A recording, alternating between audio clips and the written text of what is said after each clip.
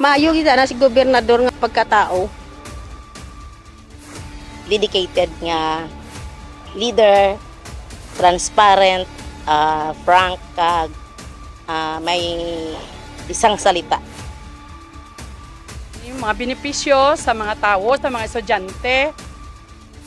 Bala nang wala sang Unipass, at least libre ang pag-eskwela nila. Bala naman naton nga damo nga mga tao nga pigado nga ginabuligan niya para makagwa sa ospital. Mayo ang iya nga pag dumala diri sa South Cotabato. Tapos na tani mapadayon pa ng mga programa ni Gob.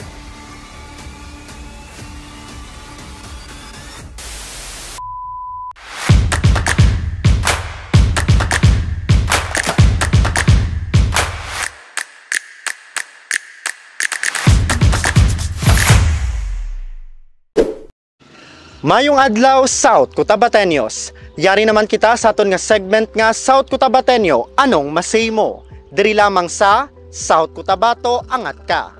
Nangintatak sang kasamtangan nga administrasyon ni Governor Reynaldo S. Tamayo Jr. ang nangin malapit ang tagipusoon sini sa ordinaryo nga pumuluyo sa South Cotabato. Rason kung nga agin una sini ang mga programa nga mas kinahanglan sang kubos. Wala sang ikasarang kaglabaw sa tanan ang mga pigado nga nagakinahanglan sang pag-amuma sang gobyerno. Apang sa likod bala sini, mas madalom na bala ang pagkilala naton sa aton amay sang probinsya. Gani para sa aton palamangkutanon subong nga bulan, sino si Governor Tamayo para sa imo? May mensahe ka bala para sa iya? Kag ano ang luyag mong ay pamangkot sa iya? Dali, off din nyo kami kagato ni Balo ng sabat sang South Cotabateños. Ako si Julie Noblita, Barangay Matapol, Norala. Ako si Romilin Canduli, taga Barangay Tinago, Norala, South Cotabato.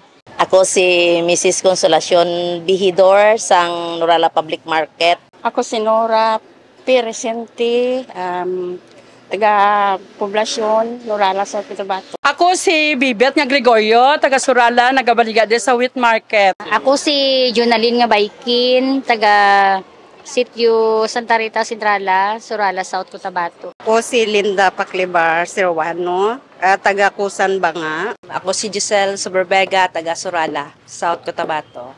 Ako gali si Diego Tubong Banwa, taga Barangay Libertad, Zone 2A. Sa imo pagkakilala, ma'am, sino si Governor Tamayo para sa inyo? Mayong leader sang South Cotabato. Maayo gid na si gobernador nga pagkatao. Dedicated nga leader, transparent, frank, may isang salita. Ano ni mga benepisyo sa mga tao, sa mga estudyante. Dapat siya nabuligan ng mga pigado para makaeskwela. Bala nang wala sang Unipass, at least libre ang pag-eskwela nila. Then sa mga hospital bill ka syempre, bala naman naton nga damo nga mga tao nga pigado nga ginabuligan niya para makagwa sa ospital. Nang mayo ang iya nga pag dumala diri sa South Cotabato. May mensahe ka bala para sa iya? Ano ang mensahe nga gusto mo ipanabot kay Gob? Ang ako lang maano sa kay Gob nga unta ang simsiman Matapol. Matagaan niya na sang priority nga concrete ang dalan. Gob gapangayo gyud ko kusang bulig kag nagapasalamat ako nga naka-eskwela ang mga bata ko tungod sa imo kag gusto kong buligan mo ko nga maoperahan mata ko. Go continue the good work. Walang bias, walang may isang salita, dapat i-continue po ng ating governor. Para kay Governor, ginapanawagan ginamon diri sa Wheat Market, tanan kami nga mga tendera diri, Governor. Kapangayoy kami sa imo nga bulig nga dani ang mga sasagwa nga mga talipapa pasudlon diri sa amon. Kay nga kay para magsadya kami, pertinay kami kapigado diri. Makita nyo man nga pila na kami di kabilog, guro mga pulo wala gani. Tapos ang amon pagid nga ginapangayo, ang amon nga mga lisensya tani panubo-nubuon man kay kapigado gisambak na nay ga Governor. Ano lang Gob nang padayon lang sa mayo nga pagbuhat para sa aton nga community.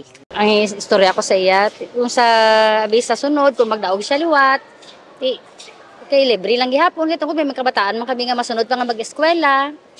Kag kun makapangayo man kami bulig sa iya sunod halimbawa, kung isa mga estudyante namon dito ma ospital man, libre. Wala kami minabaydan bisan piso. Napasalamatan namon sa iya. Nga ang mensahe kay Gob nang mapadayon pagid ang iyang mga programa. Ang mensahe ko lang kay Gob nga ipadayon niya lang ang iyang plano diri sa South Cotabato para lang maayo labi na gid sa mga estudyante nga pigado. Ano ang gusto mo ipamangkot sa iya? Kung ari di si Gob nga kung ano pang mga programa nga maidugang niya para mabuligan ang mga tao diri sa aton. Ano pa ang maihatag pa ni Gob nga serbisyo para sa kayuhan sang aton nga probinsya. Kagamoy na ang sabat sang South Cotabateños kung anong pagkakilala sini sa aton amay sang probinsya. Mensahe kagang luyag nga ipalabot sang mga ini. Update nyo naman kami sa masunod nga bulan diri lamang sa South Cotabateños, anong masay mo? Ako si Chris James Cabaylo. Halong!